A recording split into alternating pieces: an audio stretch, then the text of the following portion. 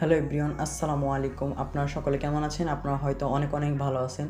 আল্লাহর রহমতে আমি অনেক ভালো আছি।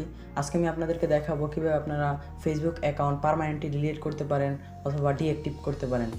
অনেকে আছে যারা ফেসবুক অ্যাকাউন্ট পার্মানেন্টলি ডিলিট করে কিন্তু পার্মানেন্টলি ডিলিট হয় না, তা থেকে যায়। তাই আজকে আমি আপনাদেরকে খুবই সিম্পল ওয়েতে ফেসবুক অ্যাকাউন্ট পার্মানেন্টলি ডিলিট করে দেখাবো।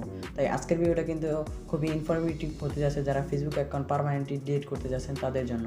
তাই ভিডিওটা একদম স্কিপ করবেন না, স্কিপ করলে কিন্তু কিছুই বুঝতে পারবেন না। চলুন তাহলে বেশি দেরি না করে ছোট্ট একটি ইন্টারভিউর মাধ্যমে আমাদের আজকের ভিডিওটা শুরু করা যাক।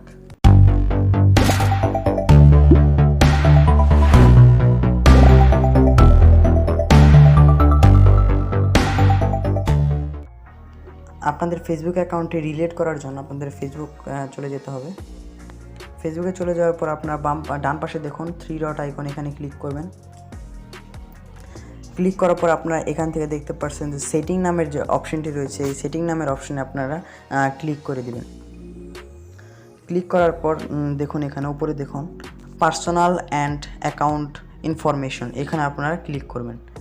ক্লিক করার পর সবার নিচে দেখুন অ্যাকাউন্ট অনারশিপ অ্যান্ড কন্ট্রোল, এখানে ক্লিক করবেন। ক্লিক করার পর এখানে দেখাচ্ছে ডিঅ্যাক্টিভেশন অ্যান্ড ডিলিটেশন, এখানে ক্লিক করবেন। ক্লিক করার পর এখানে দুটি অপশন দেখাচ্ছে, আপনার অ্যাকাউন্টকে আপনি ডিঅ্যাক্টিভেট করতে যাচ্ছেন নাকি ডিলিট করতে যাচ্ছেন। আমরা যেহেতু ডিলিট করতে যাচ্ছি সেহেতু আমরা ডিলিট অপশনে ক্লিক করে কন্টিনিউ টু অ্যাকাউন্ট ডিলিটেশন, এখানে ক্লিক করব। ক্লিক করার পর এখানে তারা যাচ্ছে before you delete we may be able to help, মানে তারা বলতেছে যে আপনারা ডিলিট কেন করছেন সে একটা তথ্য দিতে বলছে। আমি যে এখানে সবার নিচেরটা দিয়ে দিচ্ছি। দিয়ে দেওয়ার পর তারপরে এখান থেকে কন্টিনিউ টু অ্যাকাউন্ট ডিলিটেশন, এখানে ক্লিক করবেন।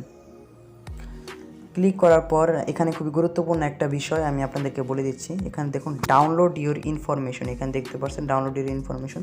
এখানে মানে আপনি আজ পর্যন্ত ফেসবুকে যত ফটো আপলোড দিয়েছেন বা পোস্ট করেছেন বা মেসেঞ্জারে কারোর সাথে চ্যাট করলে সেগুলো যদি আপনি ডাউনলোড করতে চান তাহলে আপনি এখানে ডাউনলোড ইনফোতে ক্লিক করবেন। তাহলে কিন্তু যত মেসেঞ্জার বা ফেসবুকে যত ফটো বা ডাটা ছিল সব কিন্তু আপনার মোবাইল ডাউনলোড হয়ে যাবে। তাই এটা কিন্তু খুবই গুরুত্বপূর্ণ বিষয়, আপনার চাইলে ডাউনলোড করে নিতে পারেন।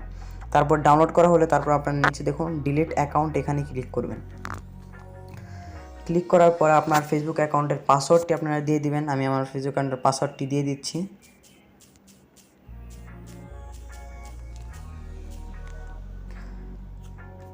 ফেসবুক অ্যাকাউন্টের পাসওয়ার্ড দেওয়ার পর আপনারা দেখতে পাচ্ছেন কনফার্ম পার্মানেন্ট ডিলিটেশন, আপনার এখানে ডিলিট অ্যাকাউন্ট, এখানে আপনারা ক্লিক করে দেবেন। যেহেতু আমরা একটা কনফার্ম ডিলিট করতে যাচ্ছি, ডিলিট করে দেবেন।